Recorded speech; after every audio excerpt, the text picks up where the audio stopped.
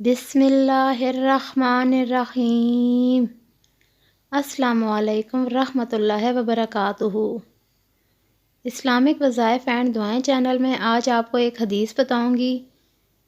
رسول اللہ صلی اللہ علیہ وآلہ وسلم نے فرمایا، جو شخص یہ چاہتا ہو کہ اسے دوزخ سے دور ہٹا لیا جائے اور جنت میں داخل کر دیا جائے، اور اس کی موت اس حالت میں اس کے پاس آئے کہ وہ اللہ سبحانہ و تعالیٰ اور آخرت کے دن پر ایمان رکھتا ہو، تو اسے چاہیے کہ وہ جو سلوک اپنے ساتھ ہونا پسند کرتا ہے وہی دوسروں کے ساتھ کرے۔ اچھی بات آگے پھیلانا صدقہ جاریہ ہے۔ اس حدیث کو آگے ضرور شیئر کریں اور اسلامک وظائف اینڈ دعائیں چینل کو ضرور سبسکرائب کریں۔ شکریہ۔